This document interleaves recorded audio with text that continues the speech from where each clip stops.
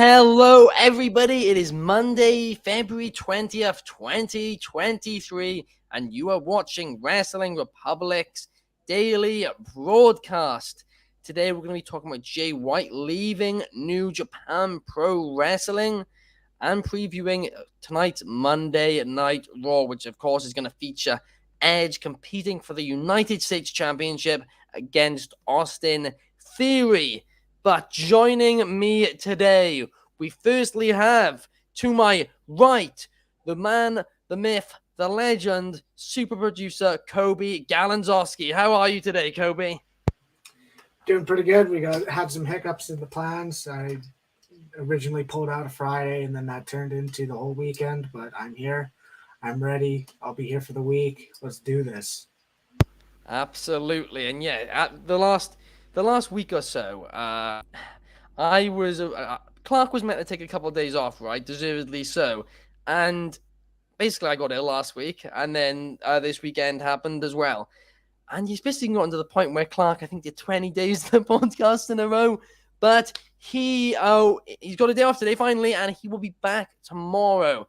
But also joining me today, right below me, we have the head of opinions, Anthony Ricciardi. How are you, Anthony? I'm doing all right. This is one of those rare Mondays I'm able to do because I'm off from work, so I'm able to do this one. Yeah, absolutely. It's going to be a great show, guys. We've been previewing Monday Night Raw, but firstly, let's talk about Jay White.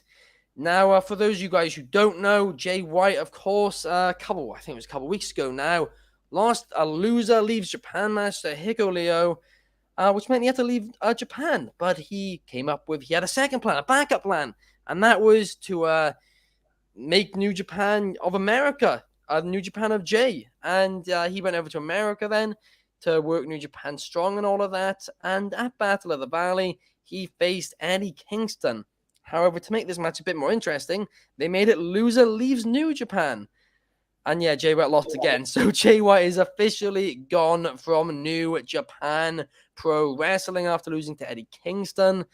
And then David Finlay attacked Jay White post-match. And while it was a bit of a weird promo, if I'm being completely honest, it kind of left me thinking, is Finlay taking over Bullet Club or isn't he?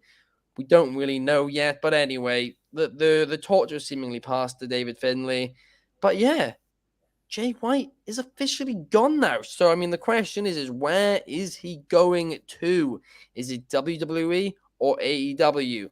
Now, I've already been quite open about my thoughts on it and how I believe that he fits WWE much better than he would fit AEW. I think for WWE's in-ring style and promo style and all that, I think he'd be phenomenal.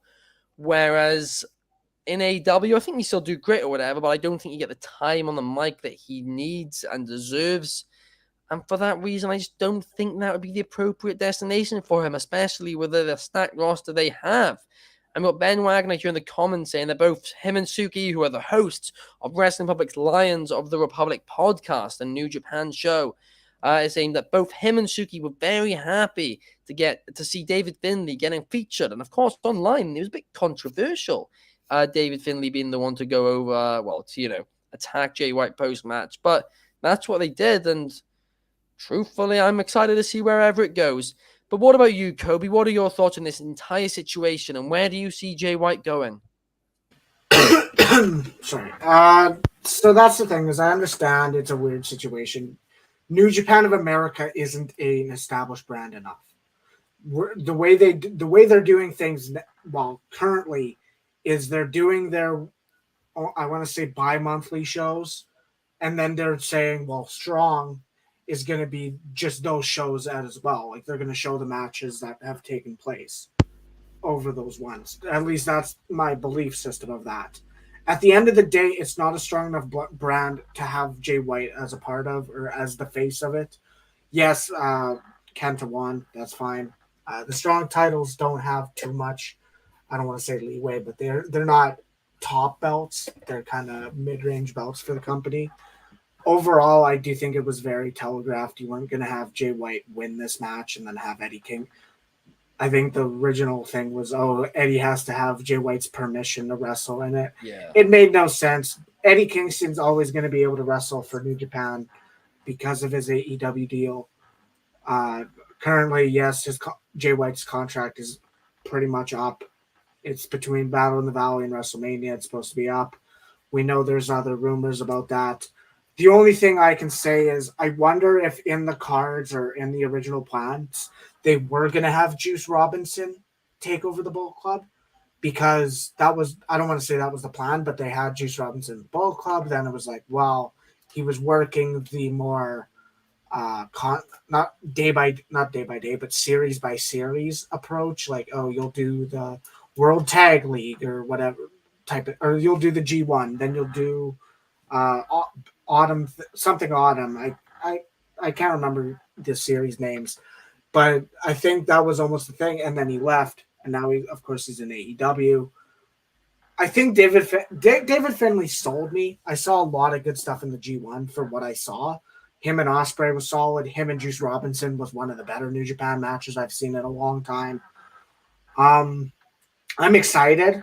I just hope he doesn't reach a ceiling that he's not going to beat Okada, or he's not going to be able to beat Omega, because there's there's lesser titles that he can actually hold in New Japan, because 4 years ago they had an Intercontinental belt, and then that was merged with another one, and now there's really less belt. There's less championships in the company, and I don't want him to just get lost in the shuffle as someone who just turned heel, takes a loss to Okada or takes a loss to someone, and then that's it for him. I don't want that to happen. Yeah, of course, that is the worry, and it's happened with a couple of people in New Japan as of late, getting lost in that shuffle. But yeah, what about you, Anthony? Where do you see Jay White going?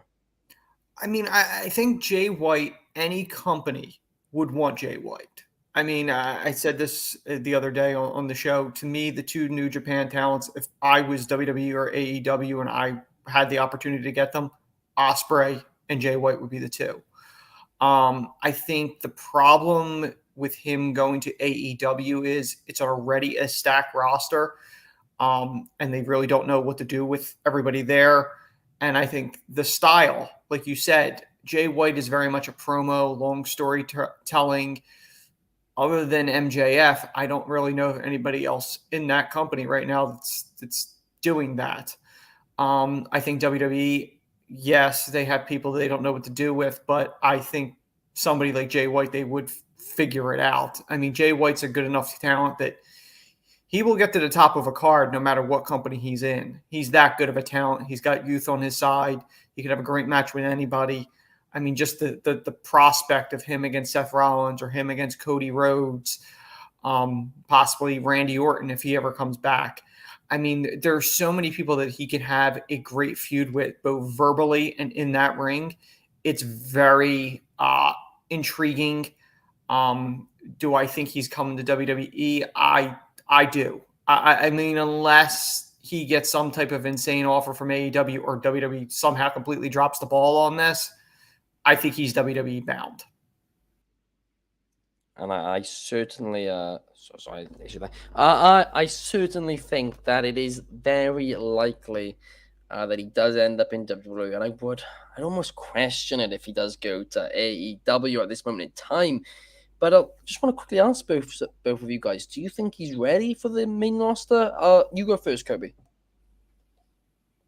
So, I mean, I'm pretty sure I either said this on a daily broadcast a week or two ago, or it was off air, and it's just us in the Zoom call. I said this. He's not an AJ Styles. He's not a massive star. He is a star. Is it gonna be effective if he just showed up at a WrestleMania or something? No, it's not. WWE is going to need to put him in a position of, we have to prove this guy's important to the people who don't know who he is. At the end of the day, I don't think NXT's fit for him. And I see a lot of, you see the people on Twitter. They're going to be like, the people who are very pro Performance Center. And I was like, there was a clip of the Eddie Kingston German suplex, and Eddie's very crazy sell. I'll say it that way. And then it was like, oh, I can't wait for Jay White to get this out of him in the PC. If Jay White's on the main roster, he's not going to the damn PC. He's not. At the end of the day, I do think he is going to be on the main roster. I don't think he's the star level of AJ Styles to where he'll be an instant. He's not going to be instant over. I'll call it that. But it's not going to. It shouldn't be hard because of his talent level to get him to that point where he's a good name that they have, like they have Seth and all those people.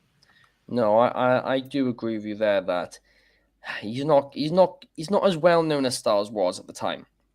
But I think a crowd such as the Raw after Mania, which is what Clark suggested weeks back now, actually, the Raw after WrestleMania, I think would be the perfect time for him to debut, as that audience will know who he is, and all the audience watching at home will be like, "Wow, this reaction is crazy. So this guy must be important." The one thing that I do have a feeling is I think that their plan might be to introduce him as the leader of the club, basically. Have him with Anderson, Gallows, maybe Tama Tonga. Tama Tonga's confirmed now that WWE are reaching out to him. He's confirmed it, that they're reaching out to him. There's a lot of rumors, well, not rumors. Kenny Omega's contract is nearly expired. There's rumors about whether or not injury time will be added on. Perhaps they debut Kenny Omega and Jay White together. I mean, that would be a real shock. Maybe they have Finn Balor turn on the Judgment Day and have AJ Styles return if he's ready at that point, and have all former leader of a Bullet Club faction. Like, that would be crazy. I'm going to be honest, I still don't see Omega in WWE, but I think Jay White, when he debuts, it could be alongside Gallows, Anderson, maybe Tama Tonga, and a few others. Anthony, what about you? What are your thoughts on him? Do you reckon he's ready for the main rosters right away?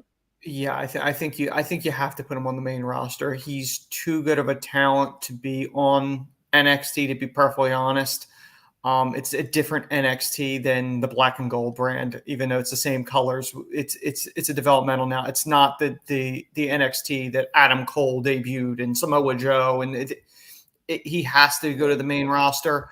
I think the logical choice would be with Bullet Club members. I wouldn't mind seeing, and again, it's a smarter crowd that's at Mania and the Raw after Mania. It's mainly made up of smarks. If you want to call it that, that's what it is. It's a well more educated audience than the typical Monday Night Raw crowd. So I could totally see him debuting on that Raw after Mania. I could totally see him interfering in a match involving Finn Balor and helping Finn. They could easily do something. Let's say Finn turns on the Judgment Day. Let's say that he does that. They're ready to turn on him. He does the little hand sign. The music hits. Gallows, Anderson, maybe AJ. I don't know what his injury status is. Yeah. I mean, you could really do something. Tama Tonga, I could see him, if they're trying to continue the bloodline, as we speculated, let's say they continue the bloodline without Roman, he could slide right in there. Does he become the new head of the table, or some involvement with it? I think Jay White, it'd be really hard to screw this up. I'm not saying they couldn't, but it'd be difficult to do, I think. Ben Wagner here in the comments is asking us, do you think he should keep it? Well, do you think Jay White should keep his gimmick? Keep him as the Switchblade, or change it up a little bit? For me personally, I think you've 100% got to keep that Switchblade gimmick, as it's a great gimmick. Why would you change it? Maybe, I'm curious, I think WWE would even be fine with still calling it the Switchblade gimmick. I think they wouldn't have an issue with that. It's whether or not they're going to change his name. That's what it comes down to. I think it's possible. I think if they would do it, it'd be something similar like they did for Io Sky. From Io Shirai to Io Sky. But I mean, what would you change it to? I mean, I'm not sure exactly what would sound similar. But yeah, I see no reason why they shouldn't keep the Switchblade gimmick, even if they do have to rename the gimmick itself. Anthony, what are your thoughts? The only way that I think they would change the Switchblade name is some sponsors may not like the name. I do know that isn't he using, or he has been using, the Catalyst, Yeah, referring to he's himself got as. he's got quite a few different names. So I wouldn't mind the Catalyst Jay White, if they're allowed to do that and keep him essentially the same Jay White. I mean, they did it with Cody, and I get it. Yeah. Cody's the bigger name. I get the whole story, but precedent's been made. So I think, and Hunter showed with NXT that he's willing to leave people alone for different ones. I mean, obviously Finn's name was changed, but Samoa Joe wasn't, and Samoa Joe was a bigger name. But Nakamura was left the same. There's different people that it's a crapshoot. I would leave the name Jay White, but I could see. I personally like the Switchblade name, but I'm fine if they went with Catalyst or something to that effect. If they wanted to do that for sponsorships and stuff like that. And in the comment, Ben Wagner is also saying that he will need a new finisher. Of course, the Blade Runner is the same as the Sister Abigail. I mean,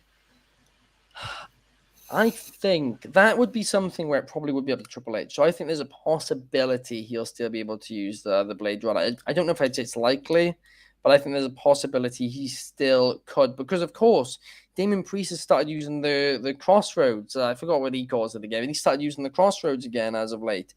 And that's not even as a finisher. So I think there's a possibility that he will be able to use it. It's a respect thing. A lot of the guys will have conversations like Kevin Owens talked about, that he talked to Austin before he did the stunner. DDP tells a story. He was still in WCW at the time, and Hunter was not majorly Hunter yet. But like on an episode of like a Raw or something like that, he used like a diamond cutter to finish a match. Yeah. And he goes, I called him. He had every reason to say no. I said, would you mind not doing it? He said, done.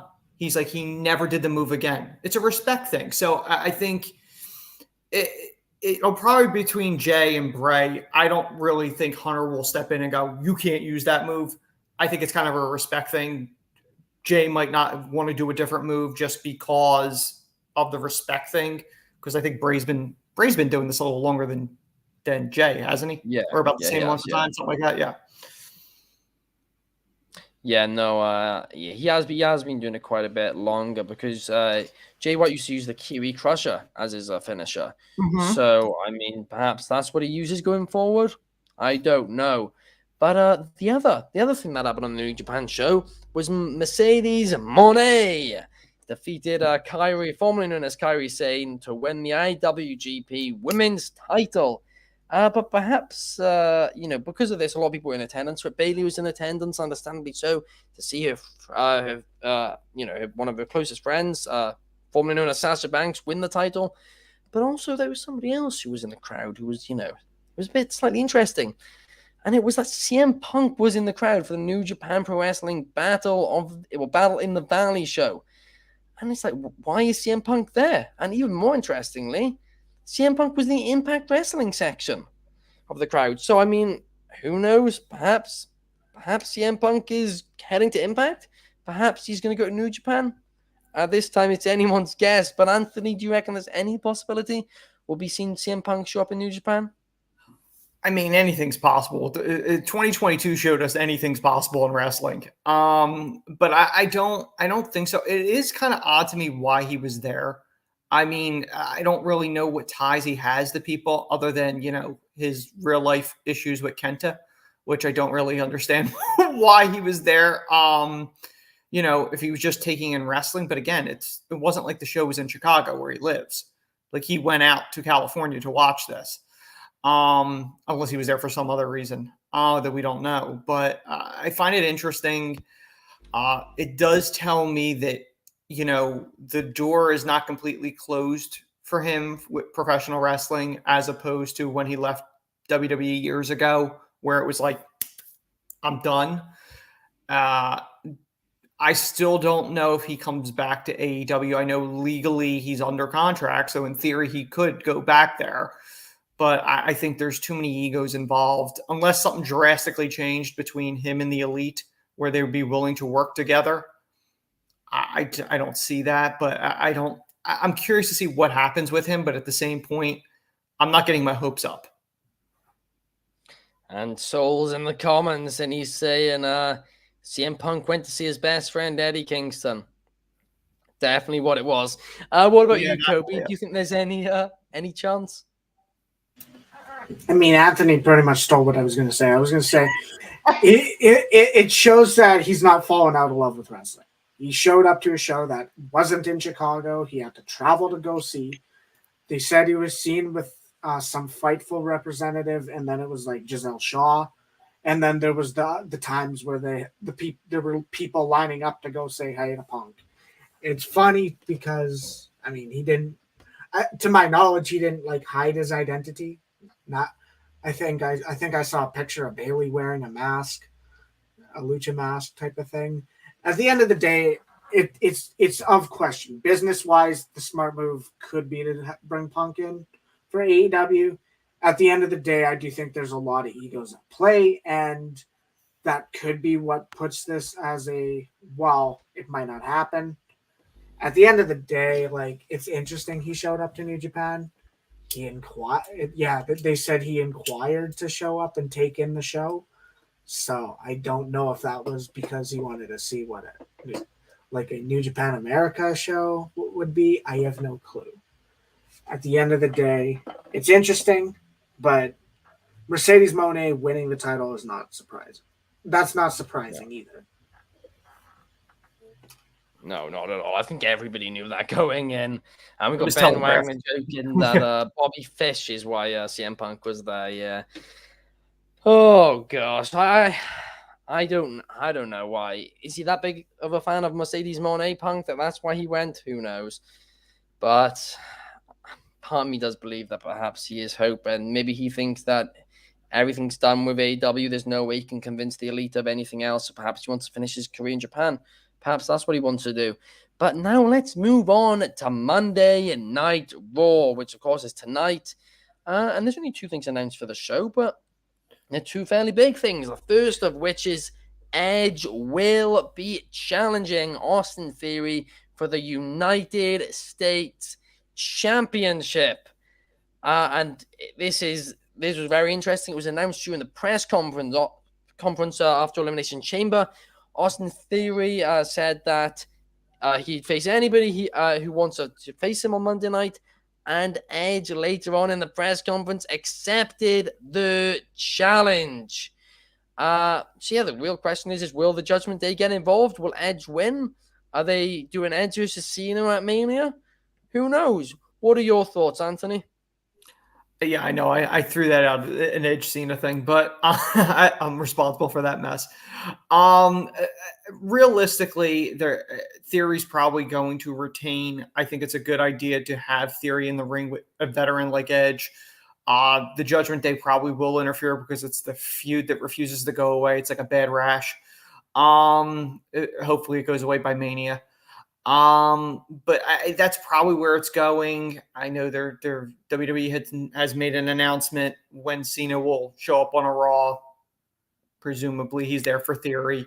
I mean, they've been hinting at it even at the press conference. I did find it interesting during the press conference, which I really enjoyed, that Edge did that at the press conference because it made the press conference not just this isn't just a, fluff thing. They actually do make some news in that.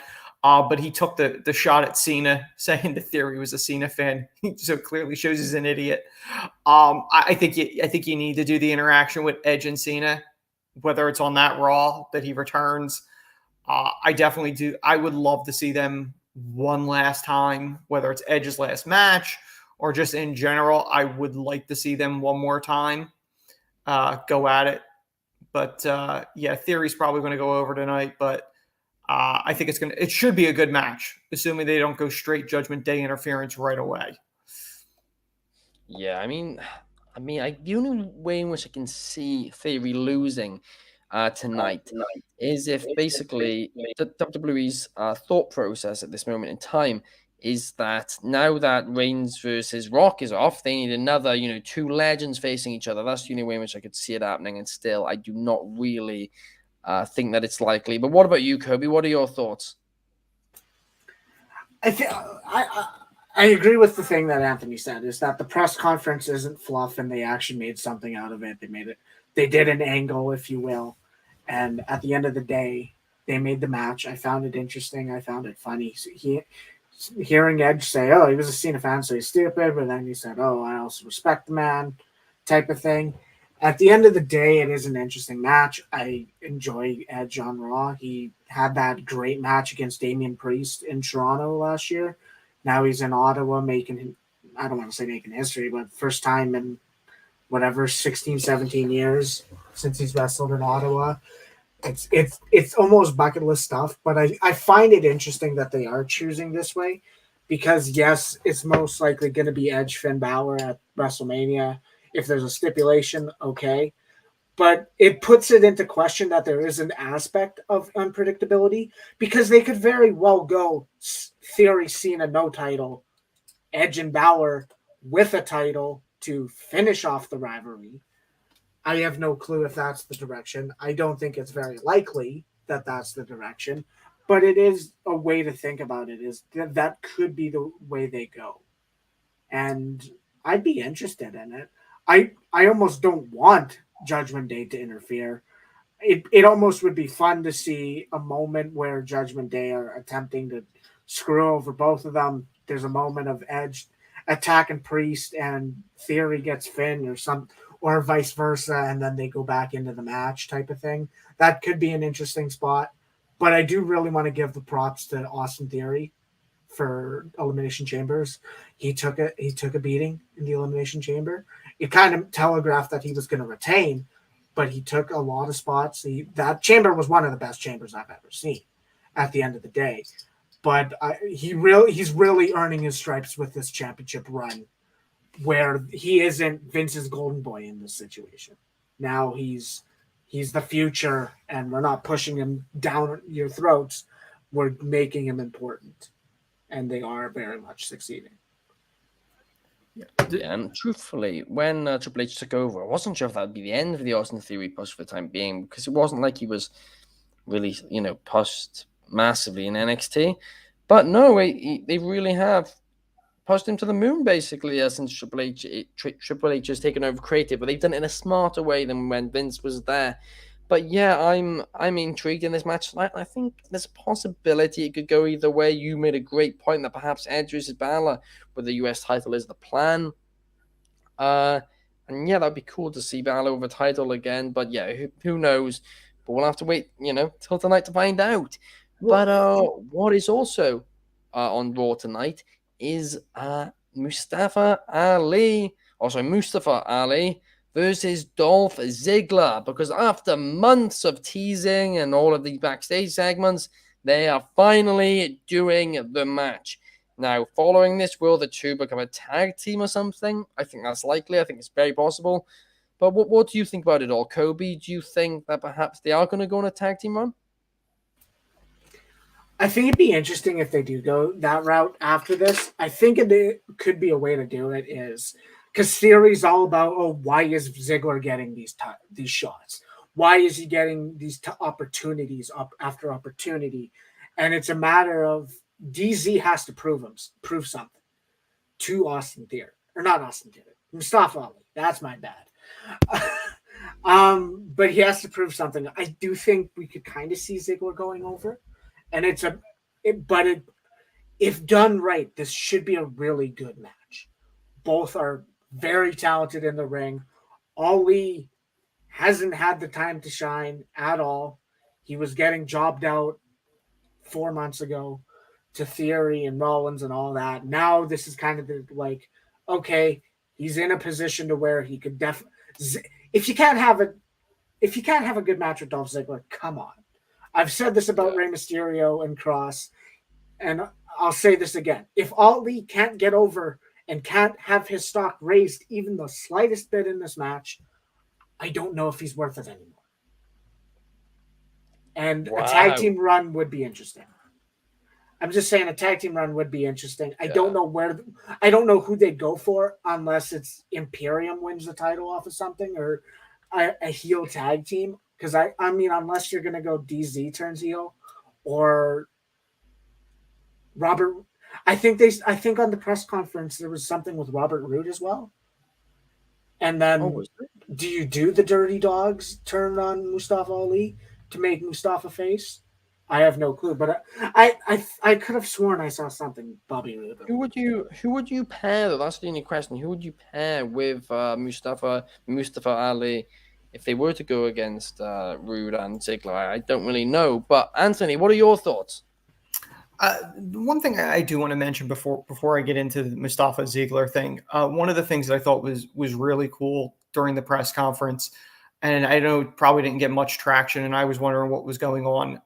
Beth Phoenix with the paint. I was wondering why she still had it on. It was in tribute to Bill Nakano, which I'm kind of surprised WWE has not put her in the Hall of Fame yet. I don't believe they have, but I thought that was a nice touch. But the one thing with Ziggler and Mustafa, they're two tremendous talents. They're the type of talents that don't get enough recognition as guys that could literally have a great match, I think, with anybody.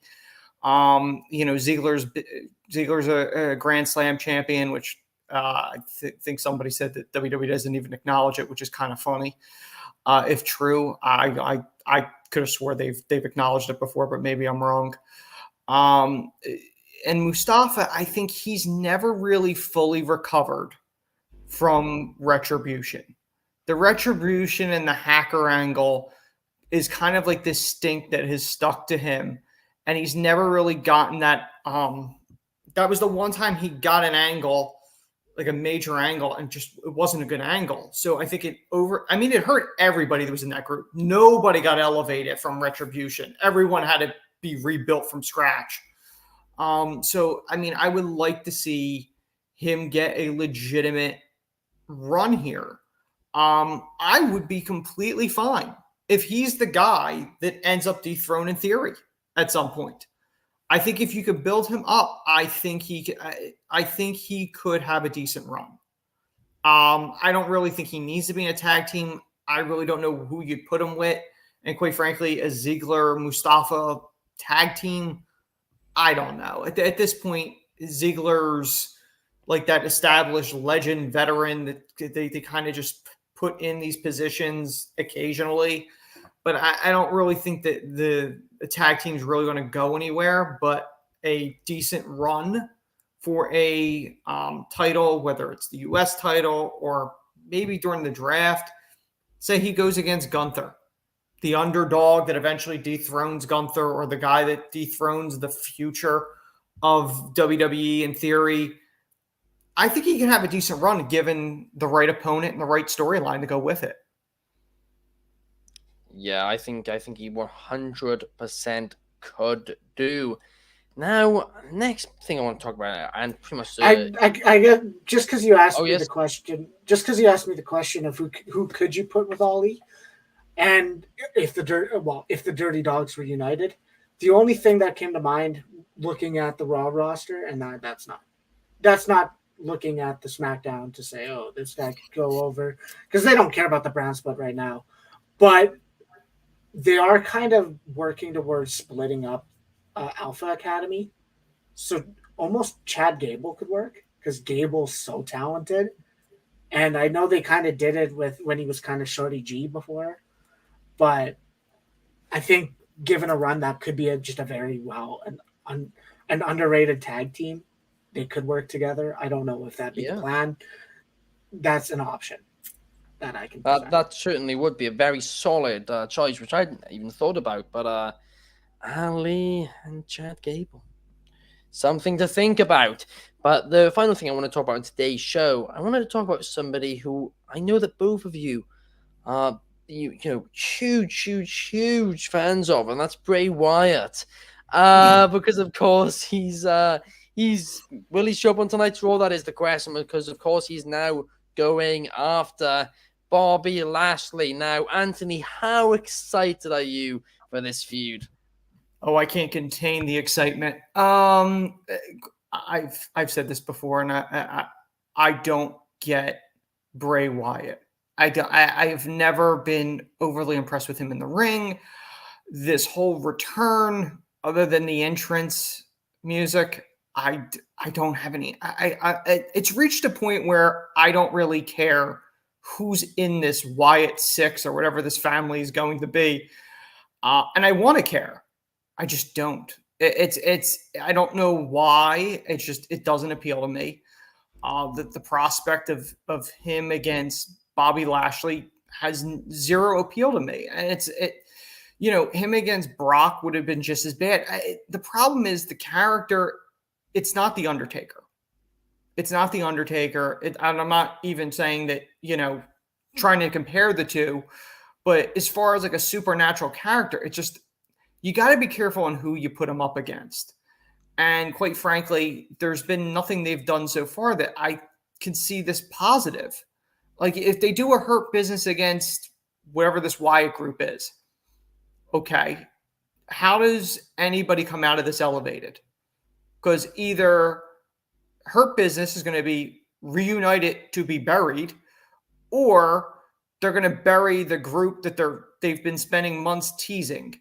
I don't see the benefit in any of that. When you do these type of stories, it's supposed to benefit everybody involved. It's not a squash match. You're not going into WrestleMania and putting a squash match together. Because if you're doing that on the biggest stage that there is, I don't know what you're doing. So I don't know really where this goes. I had said on, was it yesterday's podcast or whatever, if you were going to do a match, I'd rather see Lashley, Lesnar fight Pitt. I think that's a much bigger draw, a much more interesting match. I don't know who you put Bray against, honestly. It's a character that I don't think it works with anybody that's presently in the company that would make any sense to make it work. It's a shame, but I don't see it. Yeah, I mean, I would have preferred the Lesnar thing. I think that would be at least a fun storyline. And for me personally, I think there's a few people in the company who I think Wyatt could work well with in terms of like storyline. Ironically, despite how badly their feud was with the Fiend gimmick, I mean, him and Rollins, I think, could be a half decent feud with this version of Wyatt. But Lashley versus Wyatt is just not appealing. It's just not appealing in the slightest. It doesn't make sense to me why they did it. I mean, whoever's booking the WrestleMania card, it's not like this has naturally happened. Whoever's booking this WrestleMania card, which is Triple H, as we know, clearly saw Bray Wyatt and was like, who can we put him against? Bobby Lashley. They even moved Bray from SmackDown to Raw for it, or vice versa. I mean, like, this isn't a match which just naturally happen. It's a match they've gone out their way to make happen, and it just, I don't understand it at all. But what are your thoughts, Coby? Do you think that perhaps something good could come out of this? Something good coming out of it? Oh, that's a good joke. I'm kidding.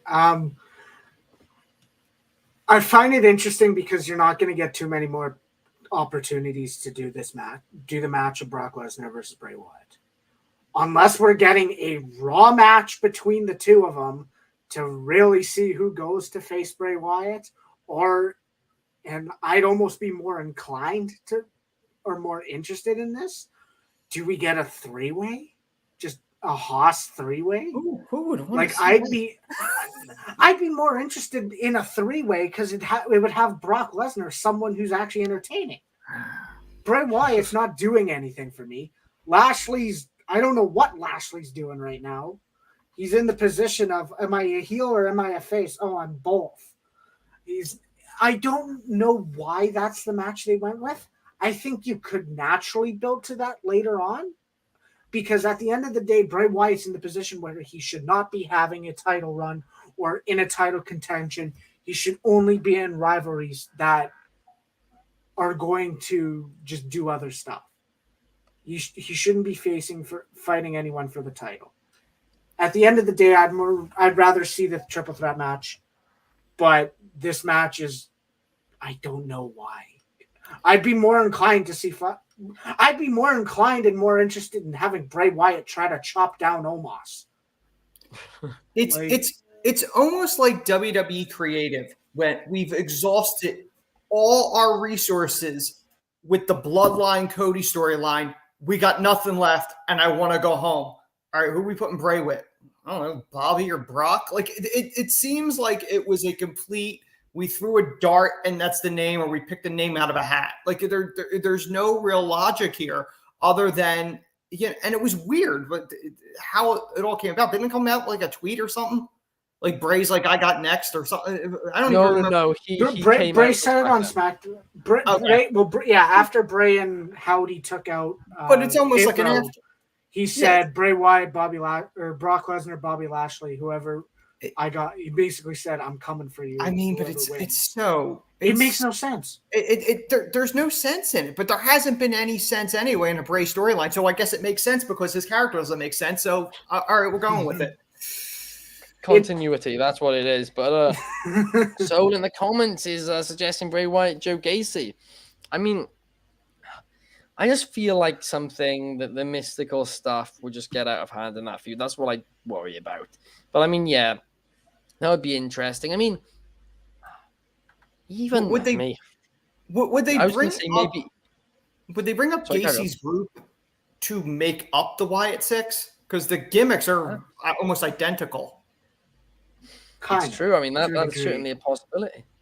I mean, I honestly, I just think a 6-person faction's dumb in WWE. No, I don't think that makes zero fucking sense. I don't think it is a faction. I think it is just the 6 personas of him, Exactly. or of something, or entities of him, or something like that, right?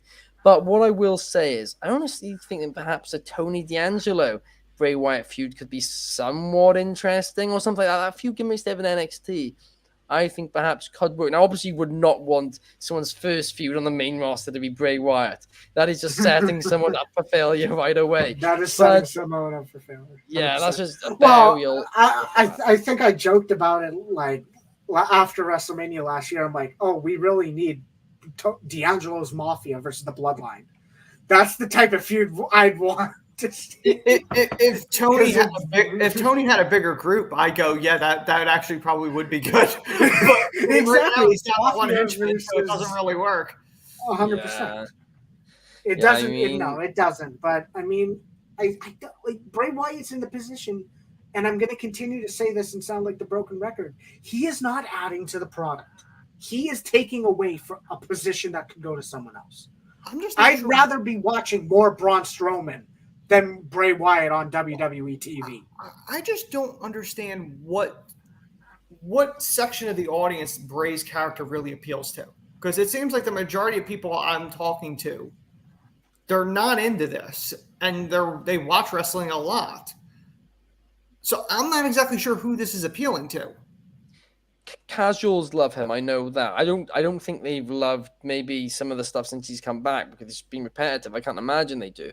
But the entire idea of Bray Wyatt and all of that, he really does appeal to a lot of casual fans. He's a name which a lot of people who aren't even wrestling fans know. It's honestly quite weird how many people know the name Bray Wyatt. It really does shock me every time I speak to someone who's not really a wrestling fan and they know who he is, but don't know who someone like Roman Reigns is even at times. It is weird how so many people know his name, and I think it was because of the John Cena feud back in the day. That was quite a big mainstream feud or whatever. But yeah, I mean that pretty much brings us to the end of today's show, guys. Monday Night Raw is tonight, and let's just hope and pray it's a good show. Will Edge win the US title? We'll have to wait and find out tonight. I personally don't think I can see it happening, but there's going to be a lot of questions on Raw. Will Lashley and Bray do a segment? Will they actually surprise us, and will it be entertaining? Probably not, but who knows? Let's hope to be surprised. Will Ziggler and Ali finally become a tag team? We'll have to wait and find out, but thank you everybody for joining us. Please, if you are watching and enjoying these daily podcasts, please leave a like and share, because it really does help us. The more viewers we get here on the podcast every single day. And also, I know Saul wants me to quickly say before we finish that in the next couple of days, I think we're going to announce it on the 23rd, if I'm correct.